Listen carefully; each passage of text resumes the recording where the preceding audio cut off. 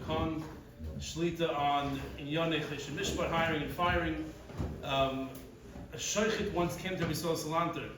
I think it was Rabbi Salanter, and he said that he's nervous about being involved in kashrus because all the shilas come up, shchita, if there was in treifus, being mindful to innocent yidden, and he wants to leave shchita and go into business so he can avoid all the shilas.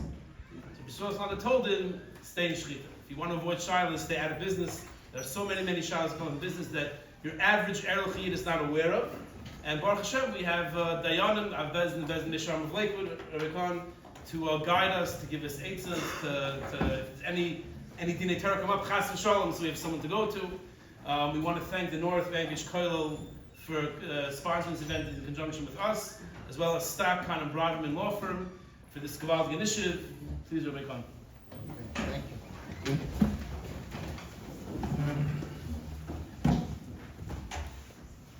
Tonight's share, I guess we'll call it, is going to be more of a case study. I'm going to share with you true stories, one after the next. Although they're different applications, but basically the psak revolves the same svara, the same klal that we have to learn, the same principle, and with that we'll be able to apply one case after the next. And I might even call out for volunteers on some of the cases. Anyone who's brave enough will give their opinion on the case. I'll start you off, I'll give a couple, and then we'll see, we'll take it from there. Should be very enjoyable. It's more like edutainment rather than learning, but we'll see. We'll try to make it for myself. I have to give you one kalal that you have to know before we start the stories, and that is that if I hire an employee, service provider, whatever it is, and I make a kinyan with him, a kinyan could be numerous types of kinyanim. We can have a contract, we can have a kinyan suda, cast that there are different ways to make kinyanim, but if I have a kinyan with him, or even I don't have a kinyan with him, but he started to do the job, is what we call hochu. He started to go towards the job, he started the service, whatever it was, that itself is a kinyan. The second he starts something, he starts providing, he isn't to paint my house, and he's starting to paint, that itself is a kinyan. And then I back out on him, I'm responsible for his wages. Because once I'm locked in, I hired him, and now I back out, I owe him for those wages.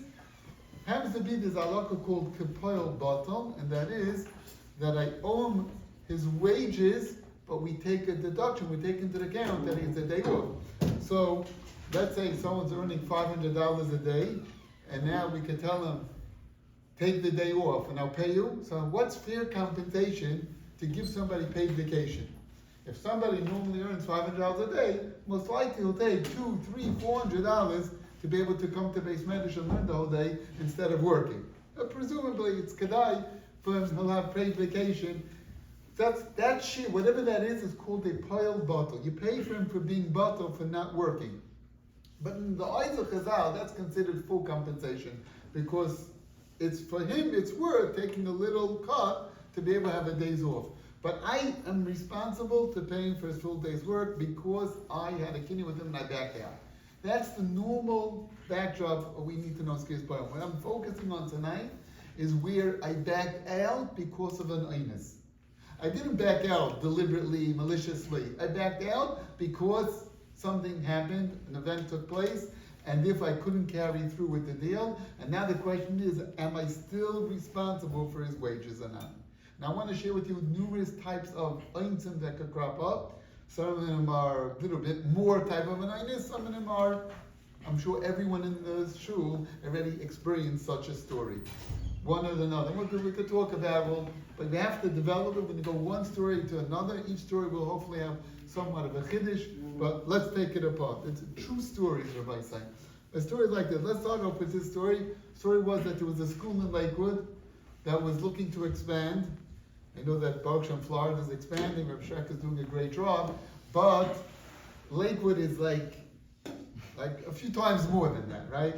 So let's say a school has one of the 64 schools in Lakewood is trying to expand it to go to a third class per grade rather than having just 2 classes a grade. They're going out to have 3 classes. On the side, my 9th grade daughter has 44 girls in a class, and there's 6 classes in the grade, and this is just one of countless high schools in Lakewood. So Bli Nora Baruch Shem Lakewood is growing. But here we have a school that's going back many years ago, and there was a school who's looking to expand to open up a third parallel class. So in the winter time, they hired a teacher for this third parallel class. Fine, no problem. Comes the summer, and the school realizes that this is not going to happen. They're not going to have the ability to open up the third class, either because they didn't, in enrollment, they didn't have enough to support a third class.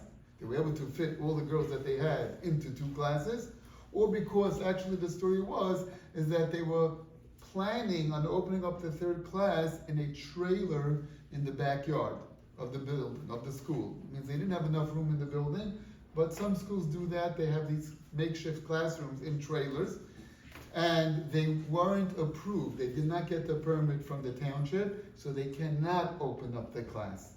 So there's no room, there's no way to put them. So they had to back out, cut this idea, and so therefore in the summertime they told the teacher, we're sorry, we're so sorry, but there's no job for you this year. Is the school responsible to pay this teacher's salary for the year or not? They're backing out, but something came out that they were hoping wouldn't happen. They backed out because of an illness. Are they responsible for this teacher's wages? She obviously cannot find a new job right now. If she could, that would be great, but it's too late. It's in the summer. Teachers find jobs in the winter, not in the summer.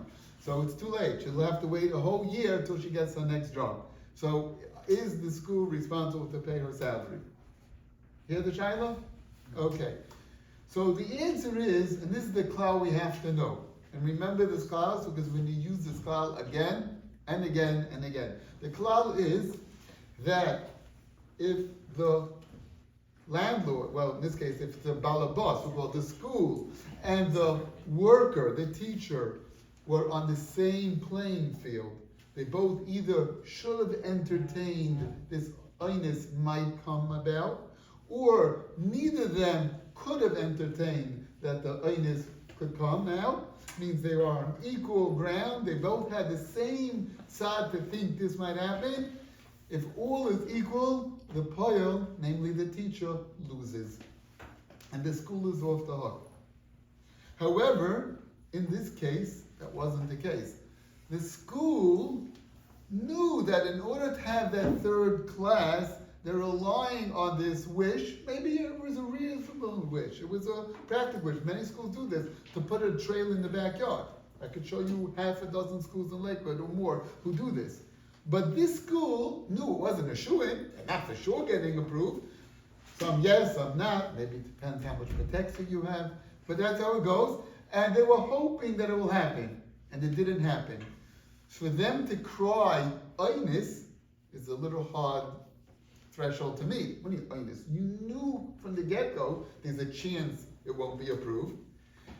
The teacher did not know. They didn't convey that to the teacher. How should the teacher know that you don't have space? You hired me, I'm supposed to know that you don't have space? So the teacher did not know that piece of information. So from her perspective, sure, you're going to have a third class. The school knew that wasn't 100%, it was 60%, 70%, even 90%, but wasn't for sure. So there was a tzad that they weren't going to get approved, the school knew about, and the teacher did not, in which case the school is responsible. And they're responsible for her entire salary for the year.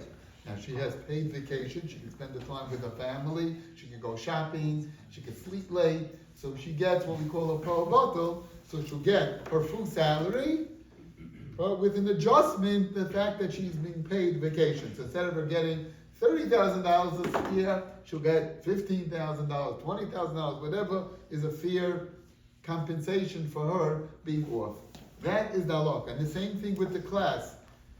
The schools in Lakewood, I don't know what goes on in Florida, but the schools in Lakewood send out a shmua. They send this out, a rumor goes out, like already in December, when the applications start coming in, like literally a few days into the application process, you hear these crazy numbers. This school had 200 applicants, this school had 300 applicants, this school has 400 applicants, this school's not even taking applicants, they just with siblings that are done. They send out these rumors. Now, I would like to believe that these rumors are true, but something tells me that they're a bit exaggerated. That's how it goes. So the teacher heard that they're having 200, 300 applicants. With 300 applicants, you can fill 3 classes easily. 25 girls, 30 girls a class, easily. Now, the truth be told, this school didn't have that. They only had, let's say, 120 applicants. And after they pick and choose, and after the parents who apply decide to go to other schools, you're left with 50, 60 students. That's not enough to fill 3 classes. So if the school realized that their enrollment is not so strong, and they're not sure they're going to fill the 3rd class, and they didn't convey that to the teacher, they just said, I'm hiring you for the next year, and the teacher's assuming, sure, okay, it must be that you're filling the 3rd class. So again, that's a piece of information the school knew that the teacher didn't know, so therefore the school is responsible. Good, we're good on it? This is the cloud. If we're all equal, the teacher loses out, the worker loses out. If there's something that the balabayas, the school, knew about and the teacher didn't know about, then the balabayas is on the line. What about whether a contract is already signed yet or not? That can make a difference. Well, it makes a difference if there's a kinyan. So like we mentioned, we need to have a kinyan. But one of the things that also, instead of a kinyan, so I mentioned a few types of getting kinyan, there's another variable, and that is that if the time I hire you, you could get another job, and by the time I fire you, or let's call it fire, I let you go because of this illness, you cannot get another job. That itself is grounds for liability, because you messed me over. Had you not played with me, told me, you should have been upfront with me in the beginning, and I would have decided then not to come here. I would have taken a different school that has a Vadai job, not a Suffolk job, and I wouldn't have been messed over.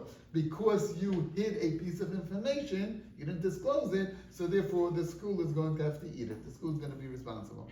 To what extent is there an in-between state for the teacher who's maybe experienced, who lives in Lakewood, who knows this situation, even if the teacher wasn't informed by the school that, it's not Vadai that they're going to have a trailer. Yeah, but not everybody gets approved. Not everybody gets enough applicants. I didn't even know that you needed a trailer to begin with. I thought you have plenty of room in the building. Right, so, right? But you're right. If there's something, the Gemara says, if there's something that both should have entertained equally, the classical case of Gemara is that I hire a worker to irrigate my field by the Nor. There's a Nor nearby. Schlep the water from the Nor and irrigate my field. And we're both from the city, and then the river dries up, and then there's no water to schlep, so there's no job to be had. So the Gemara says, if we're both from the city, so you know the odds that this Nar is going to dry up just like I knew, so then you can't blame me as the Balabais will be pata.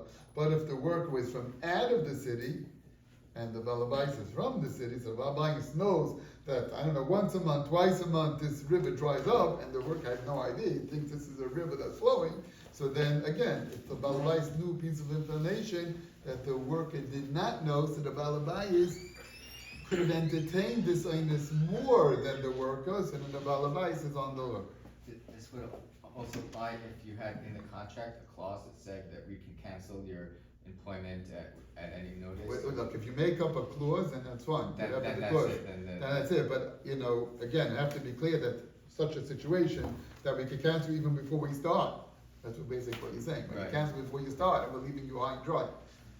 Does the teacher in that situation have any obligation to search for another job? She should search for another job. If she could get another job, then she can't double dip. So then the school will not be liable for a wage if she can get somewhere else. Sometimes the Shulchan brings down the story that she can get another job, but that other job pays a little less, in which case the school will have to fill that delta between But she has to try.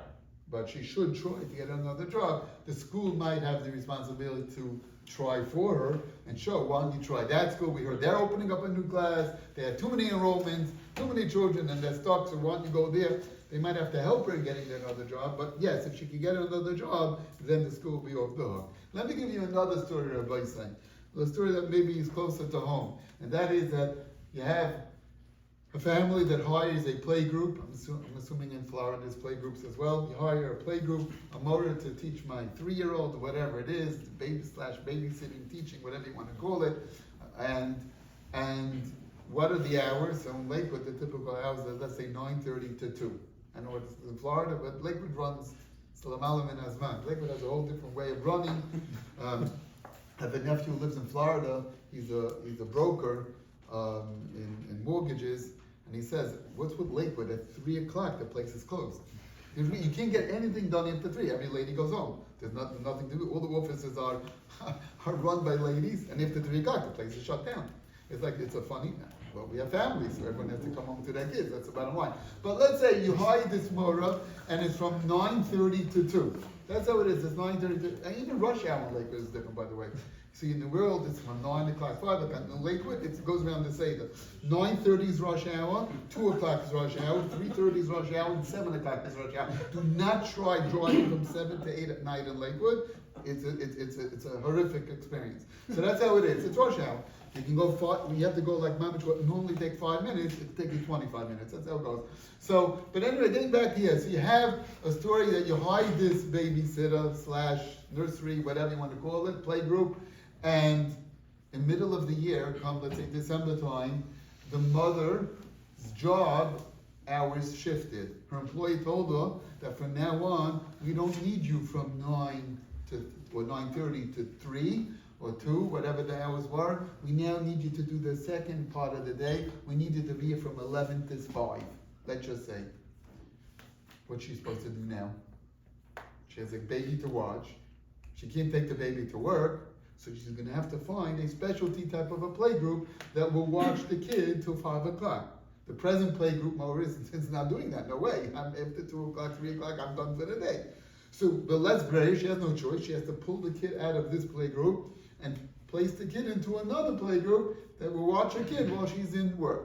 Good? But the first play group was full. They had a quota, 10 kids. Now you're pulling out. I'm left with 9 kids. I'm missing a child. Is this mother responsible to pay for the play group for the entire year, for the rest of the year? Or could she say, well, there was an illness that just took place, I'm off the hook? What's the halakha, Rabbi said? So I gave you a cloud. Anyone want to guess? But what are the chances that there's not going to be another person that's going to take that spot right away? No, it's very difficult. In the middle of the year, it's very difficult to find. When it's like babysitting, like newborns, so Bokshan, there's always newborns. But when it's like, 3-year-old playgroup, no, no one's born 3 years old, So whoever it was till now already booked their playgroup. So it's a challenging. I can't say it's not possible. It is possible because it was a child who was left back or stayed at home with the stay-at-home mom and now decided to go. Yes, but it's much more challenging. It's rare. Let's say she cannot fill the slot. So is the mother responsible or not? Yes. You're saying the mother made a commitment for the whole year? Playgroups go by us the whole year from school season from September to June. That's how it goes. But by you, it doesn't go like that? Yeah, it does. Okay. Good. So that was the commitment. When you registered your child, it meant for the whole school season, the whole year.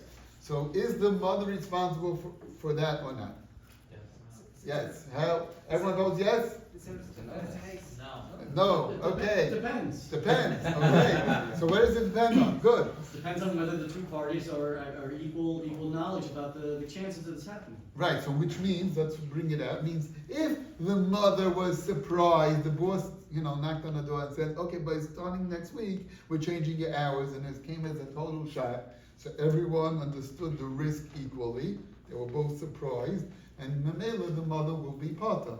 But what happens is the mother already saw the writing on the wall, that this is how the company's going, that's the direction, and she realizes the role that she plays, probably the boss is going to call on her, or at least possibly the boss will call on her to take the second half of the day shift. And she did not disclose it to the Mora of the playgroup at the beginning of the year. So she knew a piece of information that the Mora did not know, in which case she'll be chayav for not disclosing. But then in these situations, you're risking that the playgroup's not going to take your kid. That's right.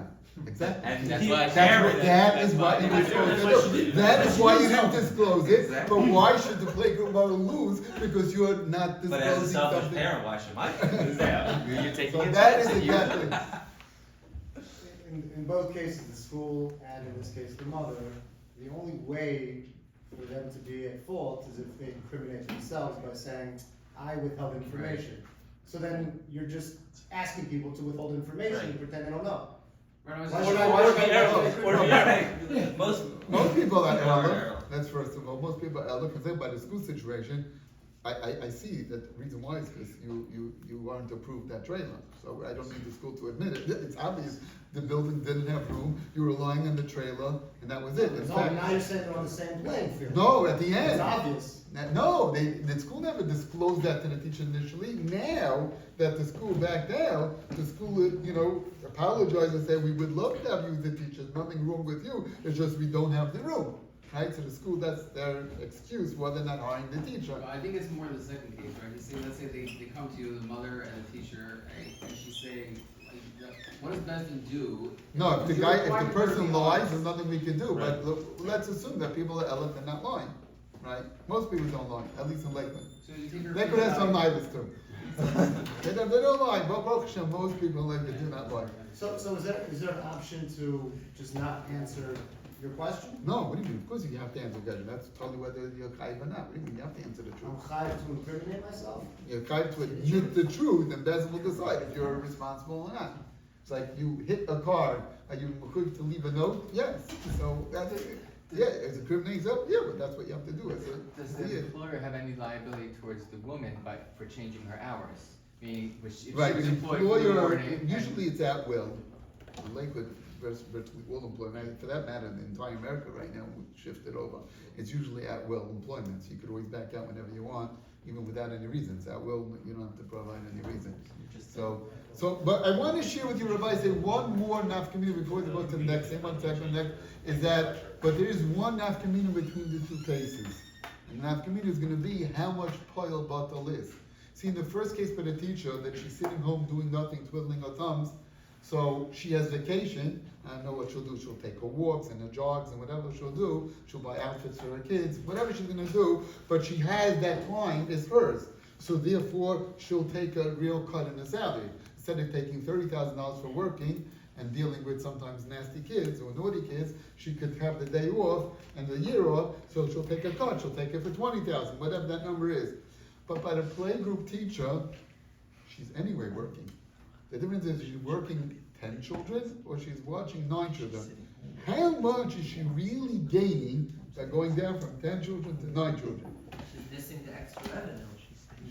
That's what I'm saying. So how much would she be willing to take a cut because the job is easier? Not much. So therefore, basically, the mother is going to be on the hook for virtually the entire tuition, the entire salary, because you're really not benefiting the teacher or the motor or anything, but backing out. Well, she'll have one less kid to do arts and crafts. She'll cut fewer puppets. I mean, well, so how much is it? She'll save herself 5 pieces of paper in the year, and what's she going to gain already? So it's very limited gain for the Mora. So it's incentive for her to find a job, essentially.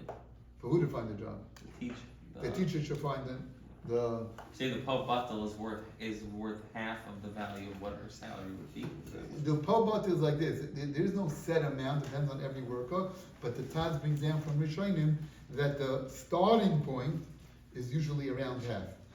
Usually people would take half their salary to have vacation.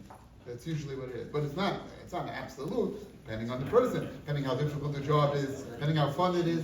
The Gemara says that a Malamed enjoys teaching. We're going to see, but okay. Don't most schools have a specific contract with their students, like in this play group, that they're on the hook for the whole year once they sign the contract? No matter what changes, you are signing your contract. They don't say it like that. They don't have it like no matter what happens. They don't usually put that in. They just have a registration for the year. I don't even know if it's like an official contract, but there's registration. You put a registration, you reserve the slot, they started the year, and now they're on the hook.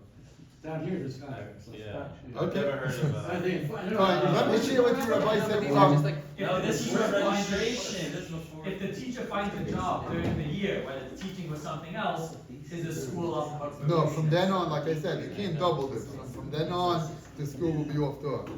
If provided she gets a equally gainfully employed job. If they're paying less, the school will be on the hook for the delta. All right, let me share with you a story that just Let's say she happened. needs the money. Yeah. She needs that for her budget, $30,000. So then her pavata might be higher Right. because she can't afford to take paid vacation. But let's go on by saying a story that just happened. I kid you not, a week ago, it just happened. Someone calls me up with the following shayla. Did you ever hear of a site administrator? No. Okay, so neither did I. So we're in the same. Good.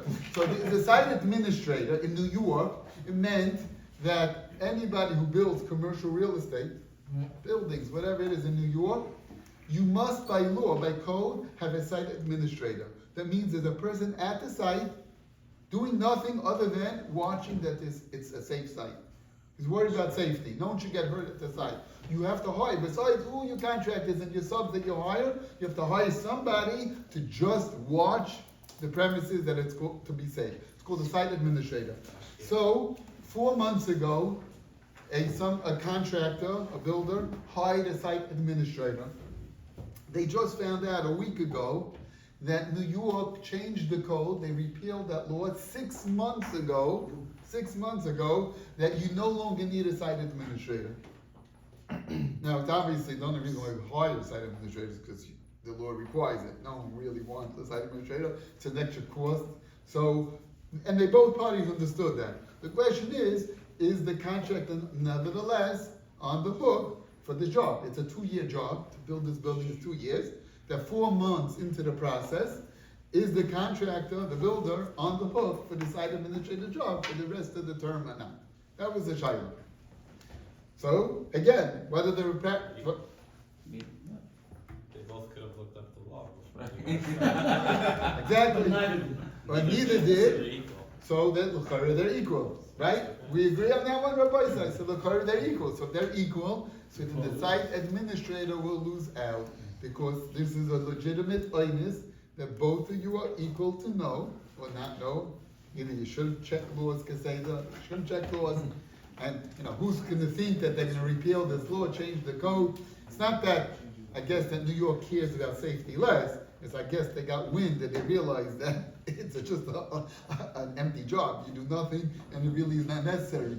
But whatever it is, but this is Matthias, so therefore since they're equal territory, so then the employer is off the hook. And the employee, the site administrator, is going to take the hit. Site administrator is not a made-up job, it's a real job. Why is it he afraid to make sure that it's still required?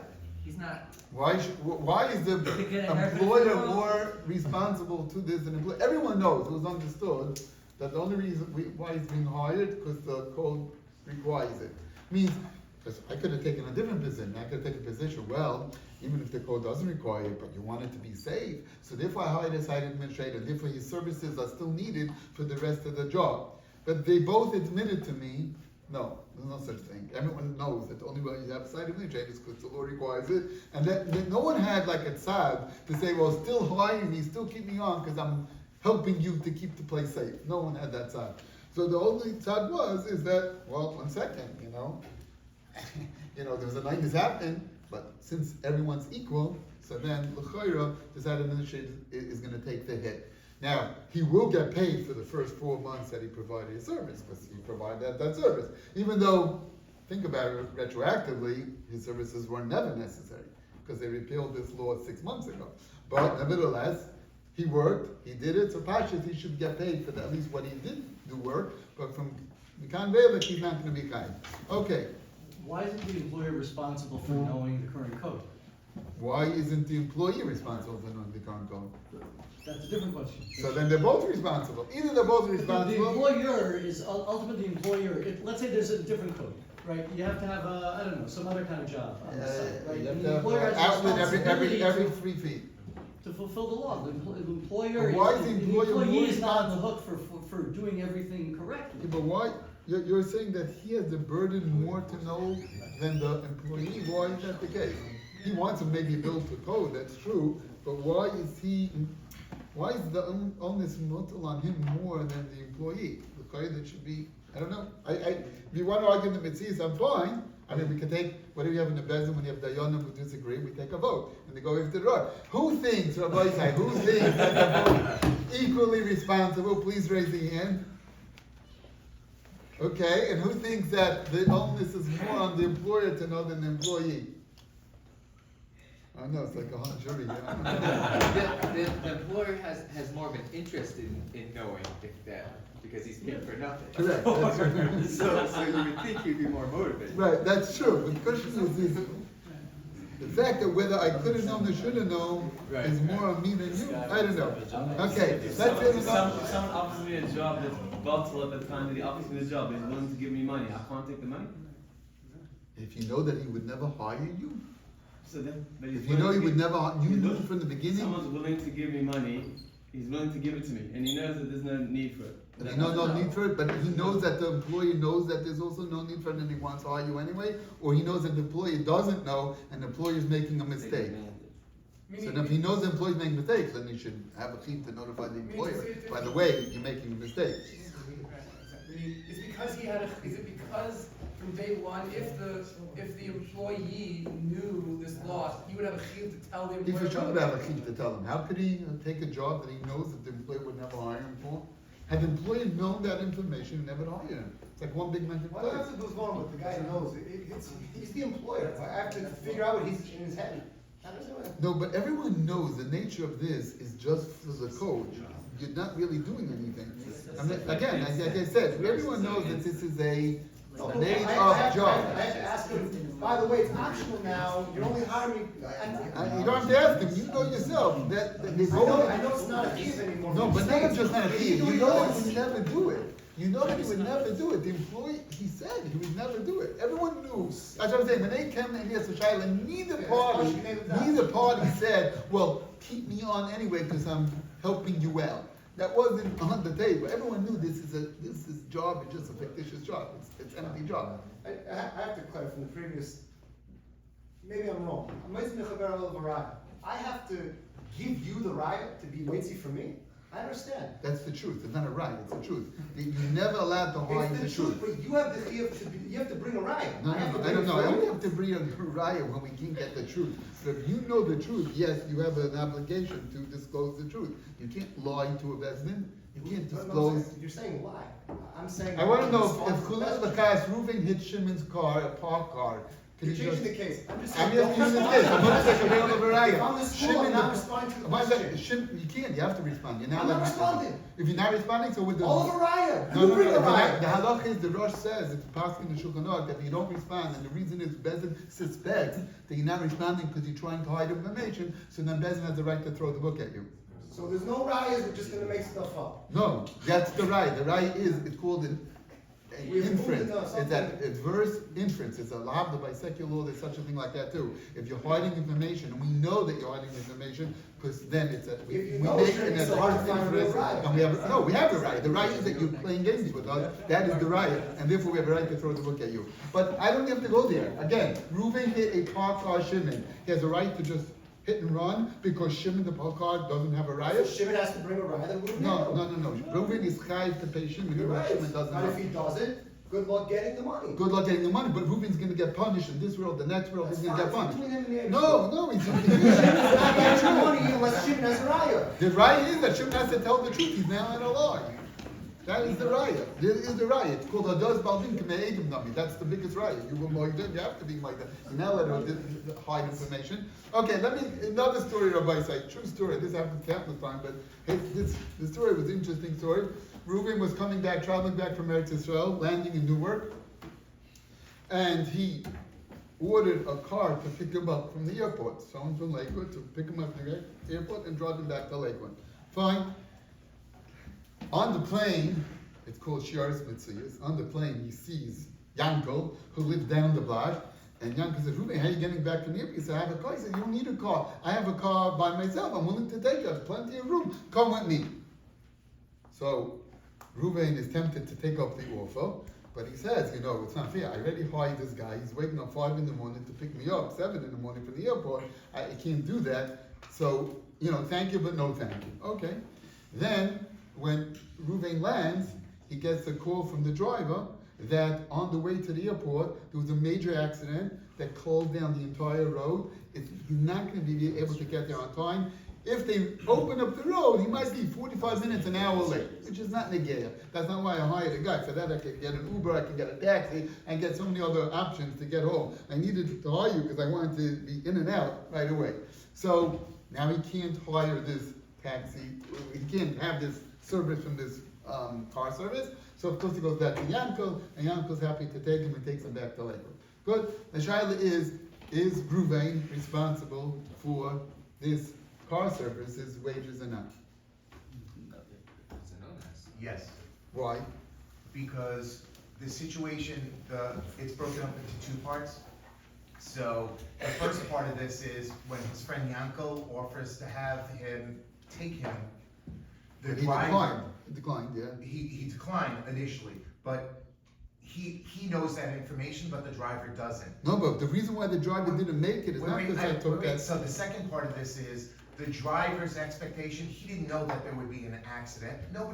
The other side didn't know that there would be an accident either in that case. Correct. So that's something, they're on the same level ground. So if they're on the same level ground, Then who loses? then who loses? It's Employee. the employee loses. Right, so the car service is gonna lose. Right, Right. because Oh, he has yeah, to so perform the then- service. So I might have to pay him for the 20 minutes that he went till he got into the traffic, but I'll be off the hook for the rest because it's an illness that we were equally should have entertained, that sometimes there are accidents, it's rare, we shouldn't have entertained, so then I'll be off the hook, right?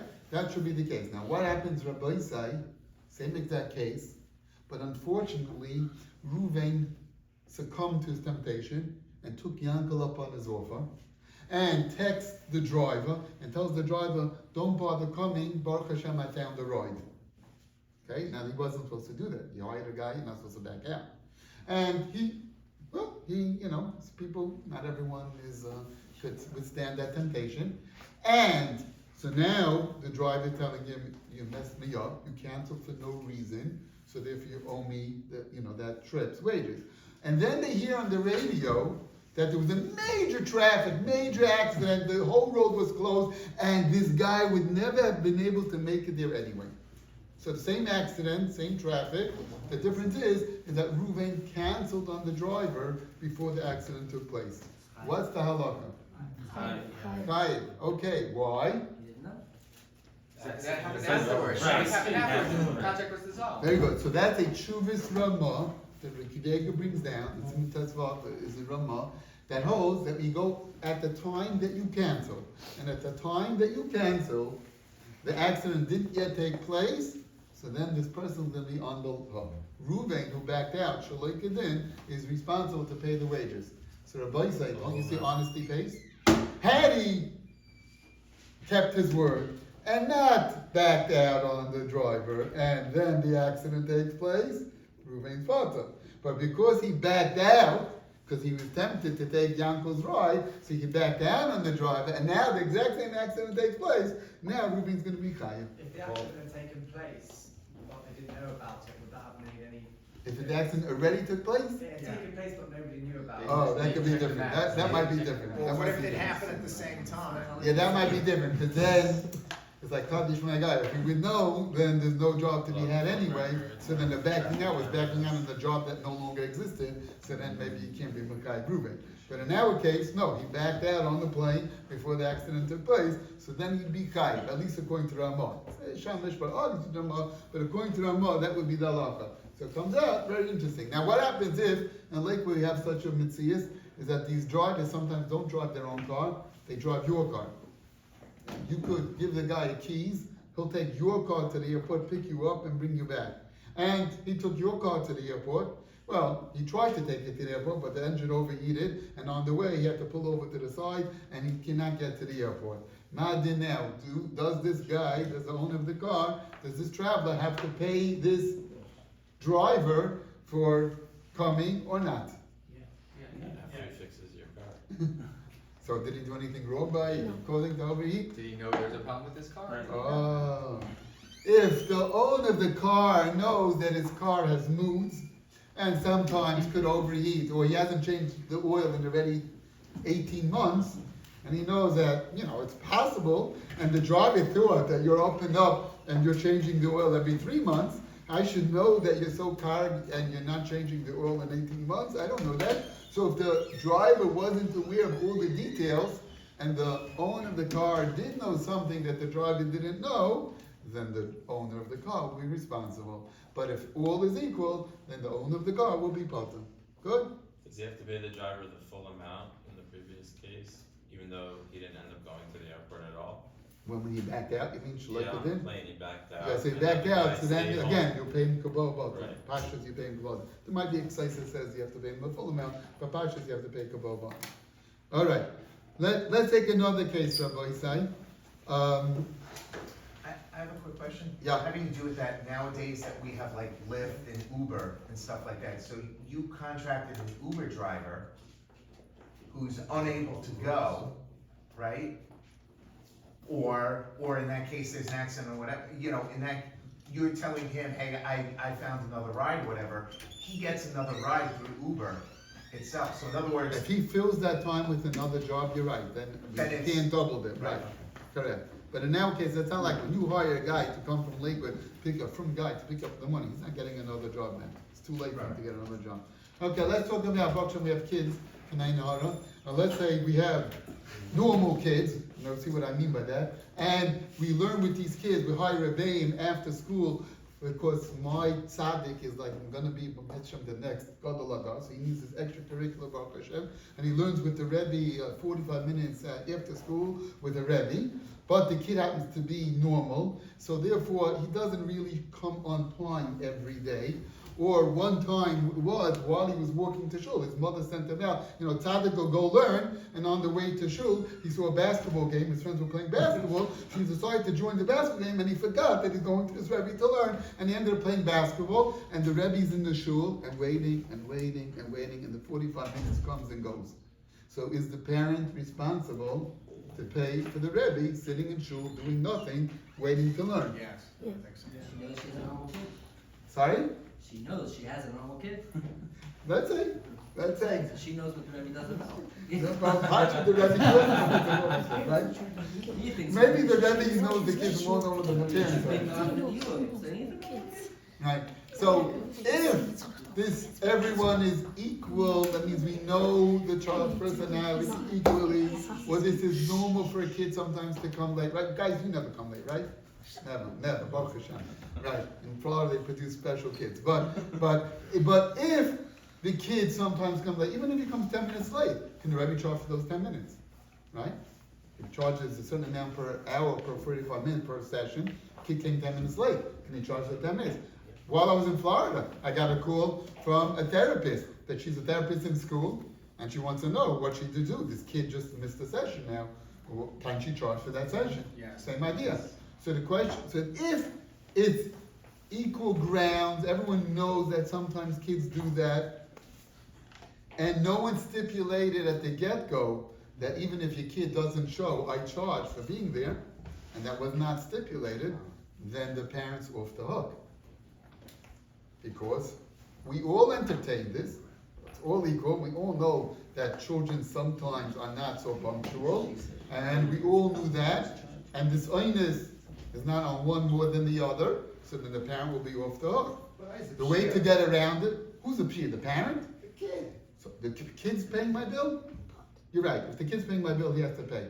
But I never made an agreement with the kid, I made an agreement with the mother. And the mother sent out the kid 5 minutes in advance, assuming the kid's going where he's supposed to go. I told Yankel, my tzaddik, go to shul, you have your Rebbe right now, go to shul. And on the way to shul, he just got distracted with a game. So if that's the case, don't learn anything from this. You know, you're not supposed to get this out. Right? But if that's the case, so the parent is an onus, just like the Rebbe is. When I have my kids in school and they're having therapy in school, the parent is at the same, entertained the same onus that the therapist knows that the kids sometimes might just forget to go to therapy or get lost in the gym or whatever it is. So then all is equal and the parent will be potter. But what happens if the parent knows her tzaddik, that her tzaddik sometimes is a little lawyer. She's such a tzaddik, and mamish be the next Gadol Hador. He's a lawyer sometimes, he's a malum in azman, a matam in azman. This man doesn't play a role by him, and he might not make it there every day. But the Rebbe doesn't know that yet. The teacher didn't know that yet, so the parent knew something that the Rebbe didn't know, so then the parent will be liable. The Shulchan Aruch brings down the case, a similar case, unfortunately, a similar case, the Leinu, is that where a child is more sickly than the average child. And the child got sick and couldn't make it, and the halach is that the parent is chayiv to pay the Rebbe, because the Rebbe didn't know that the child is more sickly than the regular child. So if that's the case, this is an onus that the parent can't cry, I'm an onus. You're not an onus. You know that your child is more sickly than the next child. So you should have disclosed that. You didn't disclose that, you can be on the hook. Good? Isn't it oh, sorry. Isn't that like a minhag socher or something, meaning that the If we can establish a minhag, that would be good. But really, the way to get around it is by stipulating with the parent at the get-go, like many do in Lakewood, and they tell the parents, isn't I know who you was, but you should know, I charge for being there. So whether your kid's there or not, I charge. And the parents accept that. The assumption of, it's not that's not the running assumption? That doesn't have to be. If you tell me there's such a minhag, that's fine. But here, Rabbi say here, there is no pearl bottle at all. Because not only was the Rebbe anyway in the base medrash, so he didn't can't spend it, jogging or going swimming in the backyard. He can't do that. He's in the base medrash. But also the Gemara is a concept that Rebbeim love to teach. So they don't want to sit idle and not have a child in front of them to teach. They love to teach. So if you tell them, I'll give you a little less salary and you're off the job, no, they want to teach. They want to give over to the child. They want to connect with the child. So Mamela, there is no pearl bottle by a Rebbe. Good? All right, let's take another story, Rabbi Sai. How much do I have? 9:45? Okay, no problem. Well, let's say I have a few more stories. Let's see how much we go. Let's say. If the mother and the Rebbe were on the same playing field with the Ines, the mother sent the money anyway. Oh, that's a good thing. I was going to address it, but that is our law. There's a Minkas Pita, and based on the Toises and the Marik, Chumazadesh, and whatever, there's a Toisa in Testament base at the top. You can look it up. There's a concept that if the employer advanced the money to the employee at the get-go, and now the employee has the money, so he has the upper hand, possession is 9/10 of the law, so then now it's incumbent, now it's shifted, that when all is equal, the employee gets the upper hand, and now the employer will lose out. So if the money was advanced at the beginning, then in such a situation, you're right, if all is equal, the employer will lose out. No, not even at the get-go, but out for goodwill, she felt bad, so she sent the money. We didn't feel bad. She knew that this happened? She knew that the kid didn't show up. Oh, and she said such, and she's Michael. What? She sent money. And Shtama, Matana, Machila, whatever. Good. She'll take it off of her Maisa, maybe. I don't know. Good. Let's do another story, Rabbi. Say true story also. Florida, Baruch Hashem, is a Republican state. So you're probably not going to be able to relate to this too well. But we live in a Democratic state. So COVID. We all live in a Democratic state. What do you mean? Came here from somewhere. Came here from somewhere. Like New York. Yeah, but you weren't here during COVID.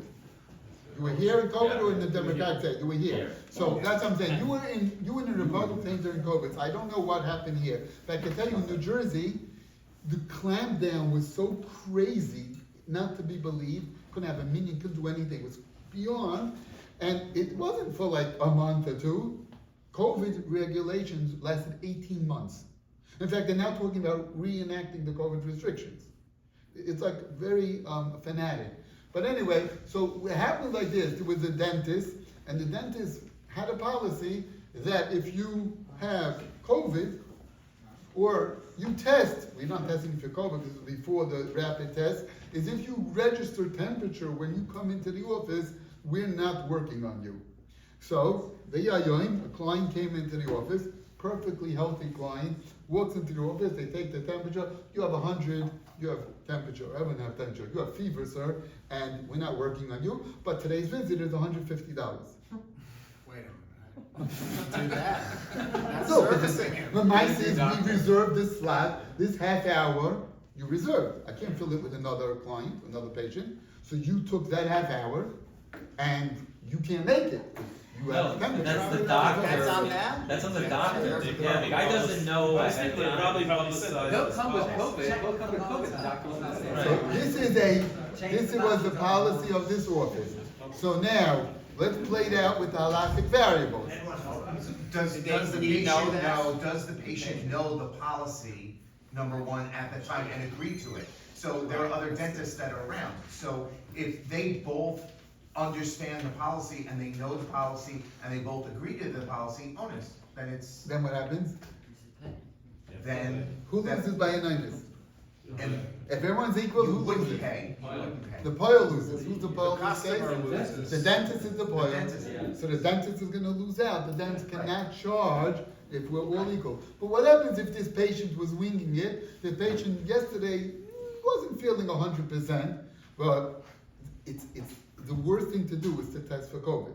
Because if you test for COVID and you come out positive, you're slammed. You mamish slammed. I know, again, I can't speak for Florida. In New Jersey, it's like you're in prison. You're done. So if you end up, you're like in house arrest. So if that's the case, no one tested for COVID. In fact, the government had to come to Lakewood to try to encourage, they made free testing to try and encourage people to test because no one in Lakewood was testing for COVID. Because like this is the worst thing you could possibly do. So let's say the person didn't feel 100% the day before and had the person disclose that to the dentist then could have been on the lookout and say, you know what, don't bother reserving this point, we'll fill it with someone else who's healthy. And the patient did not disclose that, and then came in the next day registered with fever. So then the patient knew something that the dentist didn't know. So Mamela, then the patient will be responsible for that visit. Wait a second, if they both knew, like this gentleman said, what the rules were, that they would be charged if they came in and made an appointment, and if the person had a fever, or whatever the terms are for sickness, isn't that then on the patient then to have to? No, do if you the fee? macabre it, I don't know if the patient was macabre it, this is a new rule that just started. So even if you tell me it's the practice, it's not, it's not discriminatory, it wasn't meant for me, it's your practice across the board. But if I was never macabre that, they didn't tell it to me when I booked. In fact, I might have booked before COVID even hit. I might have booked 3 months ago. I know, again, in Florida I can't speak, but in Lakewood, you want to get a dental appointment, you do have to wait a few months till you get a dentist appointment. That's the way it is, they're booked up. So if that's the case, so then if all's equal, it was a nine that were all equal, so then the poll is going to lose out. Okay, let's do another case, Rabbi Isai. Running out of time here. So let's maybe jump a case. Cases like this. Baruch Shem, your daughter's a kala. No, not your daughter. Somebody's daughter is a kala. You see why it's not your daughter. All your daughters should become kalas, but not in this story.